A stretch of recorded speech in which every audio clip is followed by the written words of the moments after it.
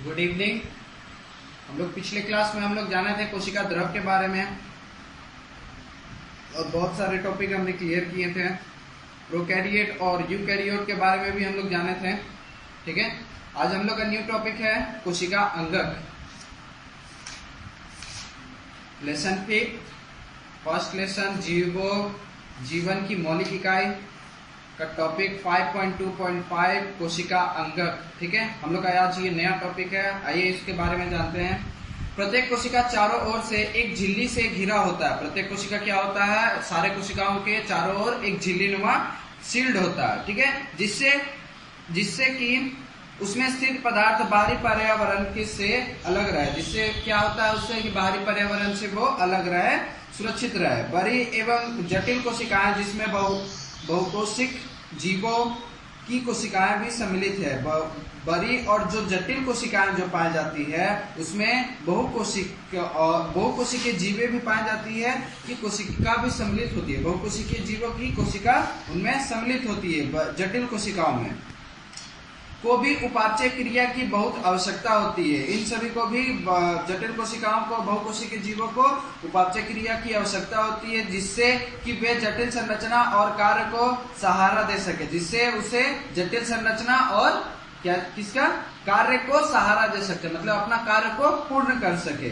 इन विभिन्न प्रकार की उपापचय क्रियाओं को अलग अलग रखने के लिए ये कोशिकाएं झिल्ली युक्त छोटी छोटी रचनाओं का उपयोग करती है। क्या करती है कि इन सभी विभिन्न जो बहुत सारे प्रकार के जो उपापचय क्रिया जो इन लोग पूर्ण करते हैं, अलग अलग रेखा रखने के लिए, मतलब अलग अलग जगह पर रखने के लिए ये जो क्रियाएं जो होती है, ये कोशिकाएं झिल्ली युक्त छोटी रचना का उपयोग करती है। ये कोशिका क्या करती है, झिल्ली युक्त छोटी रचना का उपयोग करती है, मतलब कुछ छोटे अंगों का उपयोग करती है। यूकैरियोट कोशिकाओं का यह एक ऐसा गुण है जो उन्हें प्रोकैरियोट कोशिकाओं से भिन्न करता है। यूकैरियोट कोशिकाओं का यह एक ऐसा गुण है जो क्या करता है, यूकैरियोट कोशिकाओं से प्रोकैरियोट कोशिकाओं से अलग रखता है। ठीक है, इनमें से कुछ अंगक केवल इलेक्ट्रॉन सूक्ष्मदर्शी से ही देखा जा सकता है। इनके कुछ अंगक है, कौन से, इलेक्ट्रॉन, जिसे हम सूक्ष्मदर्शी के द्वारा हम इन्हें देख सकते हैं। हमने पिछले अनुभाग में केंद्र के विषय में अध्ययन किया था। हमने पिछले वीडियो में भी जैसा कि केंद्र के बारे में हम लोग ने पढ़ा था। अंतःद्रव्य जलिका, गोल्जी उपकरण, लाइसोसोम, माइटोकॉन्ड्रिया, प्लास्टिड तथा राजधानी कोशिका अंगकों के महत्वपूर्ण उदाहरण है। कोशिका अंगक के ये क्या है, महत्वपूर्ण उदाहरण कहलाते हैं। क्या क्या, अंतर्द्रव्य जालिका, गोल्जी उपकरण, लाइसोसोम, माइटोकॉन्ड्रिया, प्लास्टिड तथा राजधानी कोशिका अंगक का महत्वपूर्ण उदाहरण है, जिन पर हम विचार करेंगे, जिन पर हम आगे इन पे विचार करने वाले हैं। ये इसलिए महत्वपूर्ण है क्योंकि ये कोशिकाओं के बहुत निर्णायक कार्य करते हैं। ये इसलिए महत्वपूर्ण करते हैं क्योंकि ये बहुत ही अहम भूमिका निभाते हैं कोशिकाओं में। इसका पहला पॉइंट है अंतर्द्रव्य जलिका। जैसे कि हम लोग का फर्स्ट वर्ड था अंतर्द्रव्य जलिका। आइए उसके बारे में जानते हैं। अंतर्द्रव्य जलिका, अंतर्द्रव्य जलिका झिल्ली युक्त नलिकाओं और शीट का एक बहुत बड़ा तंत्र है। क्या है, शीट का और एक झिल्ली युक्त कोशिकाओं का एक बहुत बड़ा तंत्र कहलाता है अंतर्द्रव्य जलिका। ये लंबी नलिका या गोल अथवा आयताकार थैलों की तरह दिखाई देता है। ये किस प्रकार का आकार, इनका आकार किस प्रकार है, आयताकार, गोल अथवा आयताकार इनका आकार है। किसका, अंतर्द्रव्य जलिका का। अंतर्द्रव्य जलिका की रचना भी प्लाज्मा झिल्ली के समान होती है। प्लाज्मा झिल्ली के समान भी इसकी रचना समान होती है अंतर्द्रव्य जलिका की। अंतर्द्रव्य जलिका दो प्रकार की होती है। अब इनमें भी प्रकार है, कितने प्रकार हैं इनके, दो प्रकार कहलाते हैं अंतर्द्रव्य जलिका के। खुरदरी अंतर्द्रव्य जलिका और चिकनी अंतर्द्रव्य जलिका। जैसा कि हमने बताया कि दो प्रकार है, खुरदरी और चिकनी अंतर्द्रव्य जलिका।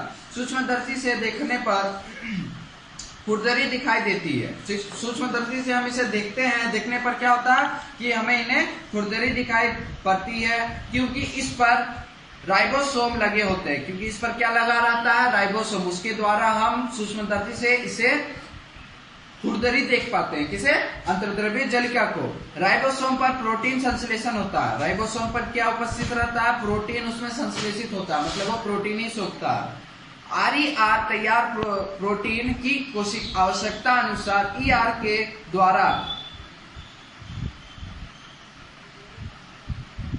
यहां बोल रहा है कि RER तैयार प्रोटीन को आवश्यकता अनुसार ER के द्वारा कोशिका के अन्य भाग में भेजा जाता है। ठीक है, यहां पे बोल रहा है RER तैयार प्रोटीन। RER जो है, जो जिसको हम लोग RER यहाँ पे जो खुरदरी अंतर्द्रव्य जलिका है उसको कहते हैं, और जो प्रोटीन वो जो तैयार करता है उसके आवश्यकता अनुसार ER के द्वारा, मतलब ER अंतर्द्रव्य जलिका के द्वारा, अंतर्द्रव्य जलिका के द्वारा अन्य भाग में भेजा जाता है। जो RER खुरदरी जो अंतर्द्रव्य जलिका है वो प्रोटीन तैयार करता है और आवश्यकता अनुसार अंतर्द्रव्य जलिका ER उसको बहुत सारे कोशिकाओं में आवश्यकता अनुसार उन्हें भेजता है। SER वसा या लिपिड अणुओं के बनाने में मदद करती है। SER जो है चिकनी अंतर्द्रव्य जलिका जो है SER वो लिपिड अणुओं के बनाने में मदद करता है। वो क्या किन में मदद करता है? लिपिड अणुओं को बनाने में उनमें सहायक कहलाता है। SER चिकनी अंतर्द्रव्य जलिका यह कोशिकीय क्रिया के लिए कुछ महत्वपूर्ण है। यह कोशिका क्या है? क्रिया के लिए बहुत ही महत्वपूर्ण कहलाती है। कुछ प्रोटीन और वसा कोशिका झिल्ली को बनाने में मदद करती है। कुछ प्रोटीन और वसा कोशिका झिल्ली को बनाने में मदद करती है। कोशिका झिल्ली को किनमें को बनाने में कौन कौन सहायक कहलाती है? जो मददगार कहलाती है, प्रोटीन और वसा। कुछ अन्य प्रोटीन और वसा एंजाइम तथा हार्मोन की भांति कार्य करती है। कुछ प्रोटीन क्या करती है? वसा एंजाइम हार्मोन की भांति कार्य करता है। यद्यपि विभिन्न कोशिकाओं में ER विभिन्न रूपों में दिखाई देता है। बहुत सारे कोशिकाएं विभिन्न रूपों में ER दिखाई देता है, मतलब अंतर्द्रव्य जलिका के रूप में दिखाई देता है, लेकिन सदैव एक जलिका तंत्र का निर्माण करता है। लेकिन हमेशा क्या किन का निर्माण करता है? कौन से तंत्र का? जलिका तंत्र का निर्माण करता है। अब यहाँ पे 5.5 यहाँ पे पॉइंट दिया है, वो जंतु कोशिका का चित्र दिखाया है। ठीक है,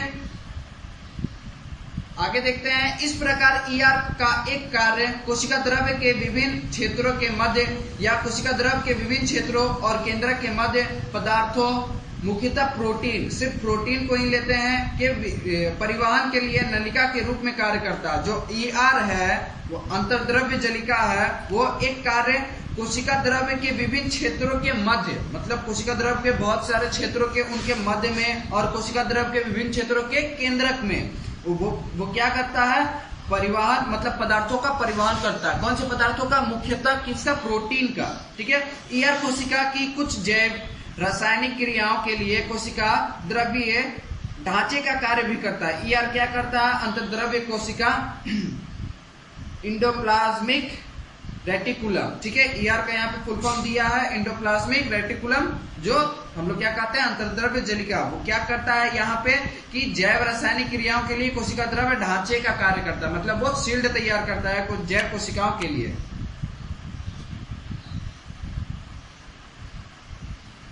एक बार के जंतुओं जिन्हें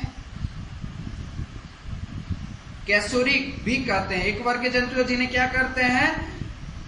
कैसोरिकी भी कहते हैं। अध्याय 7 में देखें, मतलब इसको अध्याय 7 में देखने बोला गया है किनके बारे में? कैसोरिकी को। ठीक है, जो वो हम लोग बाद में देखेंगे। ये यकृत की कोशिकाओं में SER विषम एवं दवा को निराविषीकरण करने में महत्वपूर्ण भूमिका निभाता है। यह बोल रहा है कि यह यकृत की कोशिकाओं को SER क्या? चिकनी अंतर्द्रव्य जलिका, वसा एवं दवा का कार्य करता है। उनमें क्या करता है? यकृत की कोशिकाओं में क्या करता है? SER चिकनी अंतर्द्रव्य जलिका, दवा और विष का कार्य करता है। ठीक है, वो महत्वपूर्ण भूमिका निभाता है। अब यहाँ पे हम लोग का नेक्स्ट पॉइंट है, पॉइंट 5.2.5 का दूसरा पॉइंट, गोल्जी उपकरण। ठीक है, आइए देखते हैं गोल्जी उपकरण के बारे में। कैमिलो गोल्जी ने गोल्जी उपकरण का सबसे पहला विवरण किया था। गोल्जी उपकरण का सबसे पहला विवरण कौन किया था? कैमिलो गोल्जी ने। ठीक है, और इनका जन्म कहाँ हुआ था? यहाँ पे बताया गया कि इनका जन्म 7 जुलाई 1873 में, ठीक है, तो इसके बारे में कैमिलो गोल्जी के बारे में आप लोग खुद पढ़ सकते हैं, इनके बारे में आप लोग टिप्पणी थोड़ा पढ़ लीजिएगा, ठीक है। और इनका ये गोल्जी उपकरण का सबसे पहला विवरण कैमिलो गोल्जी ने किया था। गोल्जी उपकरण झिल्ली युक्त पुट्टिका है जो एक दूसरे के ऊपर समानांतर रूप से सजी रहती है, जो एक दूसरे के ऊपर क्या करती है, एक दूसरे से सीढ़ीनुमा चढ़ी रहती है और सजी रहती है, ठीक है। झिल्ली युक्त पुट्टिका भी कहलाती है, ये झिल्ली युक्त पुट्टिका है। इन झिल्लियों का संपर्क ईआर झिल्लियों से होता है। इन झिल्लियों का संपर्क किनसे होता है? ईआर झिल्लियों से होता है। ईआर मतलब अंतर्द्रव्य जलिका, इंडोप्लाज्मिक रेटिकुलम, तथा इसलिए जटिल कोशिकीय झिल्ली तंत्र का दूसरा भाग को बनाते हैं तथा इसे क्या करता है, झिल्ली युक्त दूसरा, तथा इसलिए जटिल कोशिकाएं झिल्ली तंत्र के दूसरे भाग को बनाते हैं तथा जटिल कोशिका क्या करता है, दूसरे भाग को बनाता है। ईआर में संश्लेषित पदार्थ गोल्जी उपकरण में पैक किए जाते हैं। ईआर में जो संश्लेषित पदार्थ होते हैं, जो वो सोखते हैं, संश्लेषित किए रहते हैं, वो गोल्जी उपकरण में उन्हें पैक किया जाता है तथा उन्हें कोशिका के बाहर और अंदर विभिन्न क्षेत्रों में भेजा जाता है। वहीं पे गोल्जी उपकरण में वहां पे इकट्ठित होता है, उन्हें पैक किया जाता है, मतलब रखा जाता है और वो दूसरे कोशिकाओं में उन्हें अंदर या बाहर भेजा जाता है। इन कार्य में पुट्टिका में पदार्थों का संरचना, संचयन, रूपांतरण और बंद करना शामिल है। इस कार्य में क्या है, पुट्टिका के पदार्थों का संचयन, पुट्टिका के पदार्थों का क्या करता है, संचयन करता है, रूपांतरण करता है और बंद करने का भी शामिल है, और उन्हें बंद करने में भी शामिल कहलाता है इनके कार्य। कुछ परिस्थितियों में गोल्जी उपकरण में सामान्य शक्कर से जटिल शक्कर बनती है। सामान्य शक्कर से क्या कहां तक बनते हैं, जटिल शक्कर तक बनती है गोल्जी उपकरण में। गोल्जी उपकरण के द्वारा लाइसोसोम को भी बनाया जाता है। गोल्जी उपकरण के द्वारा क्या होता है, लाइसोसोम को भी बनाया जाता है। तीसरा यहाँ पे पॉइंट दिखा रहा है लाइसोसोम, ठीक है। आइए देखते हैं लाइसोसोम के बारे में। लाइसोसोम कोशिका का अपशिष्ट निपटाने वाला तंत्र है। लाइसोसोम क्या है, कोशिका का अपशिष्ट निपटाने वाला तंत्र है। लाइसोसोम बाहरी पदार्थ के कोशिका अंगकों के टूटे फूटे भागों को पाचित करने कोशिका को साफ करता है। मतलब क्या करता है, लाइसोसोम के टूटे फूटे जो भाग रहते हैं उन्हें पचाता है और उन्हें साफ करता है, उन कोशिकाओं को सुरक्षित करता है और साफ करता है। कोशिका के अंदर आने वाले बाह्य पदार्थ जैसे बैक्टीरिया या भोजन और पुराने अंग लाइसोसोम से चले जाते हैं। मतलब क्या होता है इसमें कि कोशिका के अंदर आने वाले जो बैक्टीरिया है, जो गंदे पदार्थ होते हैं, जो पुराने अंगक होते हैं, वो उन्हें छोटे छोटे टुकड़ों में तोड़ देता है, लाइसोसोम में चला जाता है। वो क्या कहाँ चला जाता है, लाइसोसोम में चला जाता है, जो छोटे छोटे टुकड़ों में तोड़ देता है। वो लाइसोसोम क्या करता है, छोटे छोटे उन्हें टुकड़ों में तोड़ देता है, ठीक है। लाइसोसोम में बहुत शक्तिशाली पाचनकारी एंजाइम पाए जाते हैं। लाइसोसोम में क्या है, बहुत ही शक्तिशाली एंजाइम पाया जाता है जिससे हमारा पाचन, हमारे कोशिका जो टूटे फूटे जो पदार्थ होते हैं, टुकड़े होते हैं, उनका पाचन बहुत ही पूर्ण तरह से समाप्त करता है। जो भी कोशिकाएं पदार्थ को तोड़ सकने में सक्षम होते हैं, कोशिकाएं उपापचय में व्याधान के कारण जब कोशिका क्षतिग्रस्त या मृत हो जाता है तो लाइसोसोम फट जाते हैं। तो मतलब बोल रहे हैं यहाँ पे कि कोशिका उपापचय में व्यावधान के कारण जब कोशिका क्षतिग्रस्त, मतलब जब कोशिका जब बिखर जाता है, टूट जाता है, क्षतिग्रस्त मतलब वो जीवित नहीं रहता, मर जाता है, मृत्यु हो जाता है, तो लाइसोसोम फट जाता है। तो क्या होता है, लाइसोसोम क्या होता है, फट जाता है तथा एंजाइम अपनी ही कोशिकाओं को पाचित कर लेता है। तथा क्या करता है, एंजाइम जो रहता है वो अपनी ही कोशिकाओं को, वो खुद ही तो कोशिका एक था, वो ही कोशिका जब दूषित हो गया, फट चुका था, तो वो अपने ही कोशिकाओं को क्या करता है, वो पाचित कर लेता है, जो एंजाइम उसमें रहता है। इसलिए लाइसोसोम को कोशिका की आत्मघाती थैली भी कहते हैं। इसलिए हम इन्हीं क्रियाओं के द्वारा लाइसोसोम को क्या कहते हैं, आत्मघाती थैली भी कहते हैं। संरचनात्मक दृष्टि से लाइसोसोम में झिल्ली से घिरे हुए संरचना होते हैं। संरचनात्मक दृष्टि से हम क्या देखते हैं कि लाइसोसोम में घिरा हुआ संरचना पाया जाता है, ठीक है, जिन्हें पाचक एंजाइम मौजूद होता है, जिनमें क्या होता है, पाचक एंजाइम मौजूद होता है। RER इन एंजाइमों को बनाते हैं, और इन एंजाइम को कौन बनाता है, RER यहाँ पे बताए थे हम खुरदरी अंतर्द्रव्य जलिका के बारे में, वही इन लाइसोसोम के एंजाइमों को बनाते हैं। अब हम लोग का नेक्स्ट टॉपिक है माइटोकॉन्ड्रिया। आइए देखते हैं माइटोकॉन्ड्रिया के बारे में। माइटोकॉन्ड्रिया को कोशिका का बिजली घर माना जाता है। कोशिका का क्या कहते हैं हम इन्हें, माइटोकॉन्ड्रिया को कोशिका का बिजली घर कहते हैं। जीवन के लिए आवश्यक विभिन्न रासायनिक क्रियाओं को करने के लिए माइटोकॉन्ड्रिया ATP के रूप में ऊर्जा प्रदान करता है। माइटोकॉन्ड्रिया क्या करता है, ATP के रूप में ऊर्जा प्रदान करता है। जो जीवन के लिए आवश्यकता विभिन्न रासायनिक क्रियाओं के रूप में, मतलब वो अपनी क्रिया अनुसार हमारे आवश्यकता अनुसार वो माइटोकॉन्ड्रिया ATP के रूप में हमें ऊर्जा प्रदान करता है। ATP कोशिका का ऊर्जा है। ATP क्या है, कोशिका का ऊर्जा कहलाता है। शरीर नए रासायनिक यौगिक को बनाने और यांत्रिक कार्य के लिए ATP में संचित ऊर्जा का उपयोग करता है। बोल रहा है यहाँ पे कि शरीर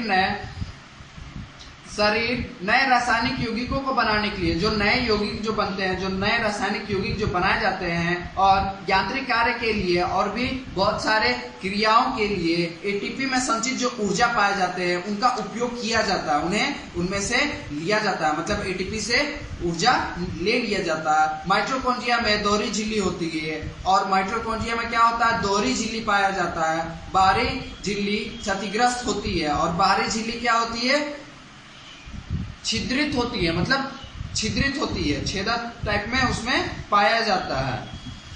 भीतरी झिल्ली बहुत अधिक वसित होती है, मतलब भीतरी झिल्ली क्या होता है, बहुत ही वसित होता है, उसमें बहुत ही वसा पाया जाता है। बहुत ही वलित होती है। ये वलय ATP बनाने वाले रासायनिक क्रियाओं के लिए एक बड़ा क्षेत्र बनाते हैं, और ये वलय क्या करते हैं, ATP बनाने वाले रासायनिक, जो ATP बनाता है, जो रासायनिक क्रियाएं, जो ATP बनाने वाले जो रासायनिक क्रिया है, वो एक बड़ा क्षेत्र बनाता है, वो एक बड़ा क्षेत्र प्रदान करता है उसको।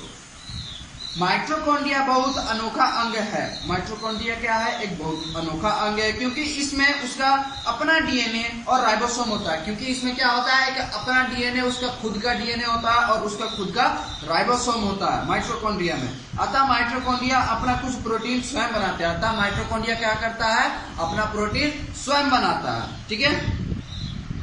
अब हम लोग का नेक्स्ट टॉपिक आता है 5th पॉइंट, प्लास्टिड। प्लास्टिड क्या कहलाता है, आइए देखते हैं। प्लास्टिड सिर्फ पादप कोशिकाओं में पाए जाते हैं, और ये प्लास्टिड हमें कहाँ पाए जाते हैं, सिर्फ पादप कोशिकाओं में मिलती है। प्लास्टिड 2 प्रकार के होते हैं, और प्लास्टिड में भी प्रकार पाए जाते हैं। कितने प्रकार के होते हैं, ये 2 प्रकार के होते हैं, क्रोमोप्लास्ट और ल्यूकोप्लास्ट। क्रोमोप्लास्ट रंगीन प्लास्टिड होता है, और ल्यूकोप्लास्ट श्वेत और रंगहीन होता है, श्वेत और रंगीन प्लास्टिड होता है। जिस प्लास्टिड में क्लोरोफिल वर्णक मौजूद होते हैं, और जो भी प्लास्टिड में क्लोरोफिल वर्णक पाए जाते हैं उसे क्लोरोप्लास्ट कहते हैं। और उन्हें क्या कहते हैं, जिसमें क्लोरोफिल पाया जाता है तो उन्हें क्या कहते हैं, क्लोरोप्लास्ट कहते हैं। पौधों में क्लोरोप्लास्ट की उपस्थिति प्रकाश संश्लेषण के लिए बहुत आवश्यक है। पौधों में क्लोरोप्लास्ट की उपस्थिति क्या होती है, प्रकाश संश्लेषण के लिए बहुत आवश्यक होती है। क्लोरोप्लास्ट में क्लोरोफिल के अतिरिक्त, क्लोरोप्लास्ट में क्या होता है, क्लोरोफिल के अतिरिक्त क्या पाया जाता है, विभिन्न पीले अथवा रंगहीन नारंगी रंग के वर्णक भी होते हैं। और क्लोरोप्लास्ट में क्लोरोफिल के अलावा हम क्या देखते हैं कि उसमें पीले अथवा नारंगी रंग के वर्णक पाए जाते हैं। ल्यूकोप्लास्ट प्राथमिक रूप से अंगक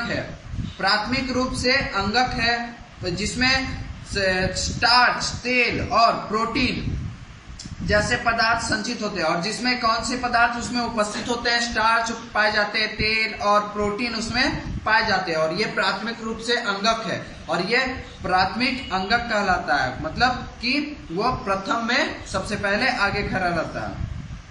प्लास्टिड की भीतरी रचना में बहुत सी झिल्ली वाले परतें होती है। प्लास्टिड की भीतरी रचना में क्या होता है कि झिल्ली वाले परत पाए जाते हैं जो स्ट्रोमा में उपस्थित होते हैं। जो कहाँ पाए जाते हैं? जो स्ट्रोमा में स्थित होता है। प्लास्टिड बाहरी रचना में माइटोकॉन्ड्रिया की तरह होता है। और क्या प्लास्टिड बाहरी रचना किसके रूप में दिखाई देता है? माइटोकॉन्ड्रिया की तरह दिखाई देता है। माइटोकॉन्ड्रिया की तरह प्लास्टिड में भी अपना डीएनए और राइबोसोम होता है। माइटोकॉन्ड्रिया में क्या था कि वो अपना खुद का डीएनए बनाता था और खुद का राइबोसोम था, और ये प्लास्टिड में भी वो अपना खुद का डीएनए होता है और खुद का राइबोसोम पाया जाता है। ठीक है, अब हम लोग का 6th पॉइंट है रसधानी। रसधानियां क्या है? आइए देखते हैं। रसधानियां ठोस या तरल पदार्थ की संग्राहक थैलियां है। वो क्या है? ठोस पदार्थ और तरल का संग्राहक थैलियां वहां पे इकट्ठित होती है। जंतु कोशिकाओं में रसधानियां छोटी होती है और जंतु कोशिकाओं में रसधानियां क्या होती है? छोटी पाई जाती है। जबकि पादप कोशिकाओं में रसधानियां बहुत बड़ी होती है, और जबकि पादप कोशिकाओं में रसधानियां क्या होती है? बहुत ही बड़ी पाई जाती है। कुछ पौधों की कोशिकाओं की केंद्रीय रसधानियों की माप कोशिका के आयतन का 50 से 90 तक होता है। और क्या बोल रहा है कि पौधों की कोशिकाओं के केंद्रक राजधानी की माप, केंद्रक राजधानी का माप क्या होता है कि कोशिका के आयतन का, मतलब जिसका कोशिका का जितना आयतन होगा उस आयतन का 50 से 90% तक पाया जाता है कोशिका राजधानी की माप। ठीक है, पादप कोशिकाओं की राजधानियों में कोशिका द्रव्य भरा रहता है। पादप कोशिकाओं की राजधानी में क्या होता है? कोशिका द्रव्य भरा रहता है तथा ये कोशिकाओं को स्फीति एवं कठोरता प्रदान करती है। तथा ये क्या करती है? कोशिकाओं को स्फीति मतलब कठोरता, मतलब उन्हें सख्त बनाती है, बनावट के तौर पर उन्हें सख्त बनाती है। पौधों के लिए आवश्यकता बहुत से पदार्थ रसधानियों में मौजूद होते हैं। पौधों के लिए आवश्यकता बहुत से पदार्थ रसधानी से मिलते हैं, रसधानी में मौजूद होते हैं। ये अमीनो अम्ल, शर्करा, विभिन्न कार्बनिक अम्ल और कुछ प्रोटीन है। और ये बहुत सारे अंग होते हैं। कौन कौन से? ये अमीनो अम्ल होते हैं जैसे शर्करा, अमीनो अम्ल, शर्करा, विभिन्न कार्बनिक अम्ल और कुछ प्रोटीन भी पाए जाते हैं इसमें और इन रसधानियों में। एक कोशिकीय जीवों जैसे अमीबा की खाद्य रसधानी में उनके द्वारा उपयोग में लाए गए खाद्य पदार्थ मौजूद होते हैं। बोल रहे हैं यहाँ पे एक कोशिकीय जीव जो होते हैं जैसे कौन? अमीबा की खाद्य रसधानी में उनकी जो रसधानियां होती है उनमें उसके द्वारा उपयोग में लाए गए खाद्य पदार्थ मौजूद होते हैं, और उनमें उपयोग में लाए गए जो खाद्य पदार्थ होते हैं वो उनमें उस रसधानी में मौजूद होते हैं। कुछ एक कोशिकीय जीव में विशिष्ट रसधानियां अतिरिक्त जल और कुछ अपशिष्ट पदार्थ को शरीर के बाहर निकालने में महत्वपूर्ण भूमिका निभाती है। और बोल रहे हैं यहाँ पे कि कुछ एक कोशिकीय जीव जो होते हैं, जो जीवों के विशिष्ट रसधानियां, जो जीवों के विशिष्ट जो उनके जो विशिष्ट अंग होते हैं, कौन से? रसधानियां, अतिरिक्त जल और कुछ अपशिष्ट पदार्थ, जो उनमें जो अपशिष्ट पदार्थ पाए जाते हैं, जो गंदे पदार्थ जैसे कहलाते हैं, वो उन्हें शरीर के बाहर निकालने में बहुत महत्वपूर्ण भूमिका निभाती है। रसधानियां भी इन्हीं अपशिष्ट पदार्थ को बाहर निकाल फेंकने में बहुत महत्वपूर्ण भूमिका निभाती है। ठीक है,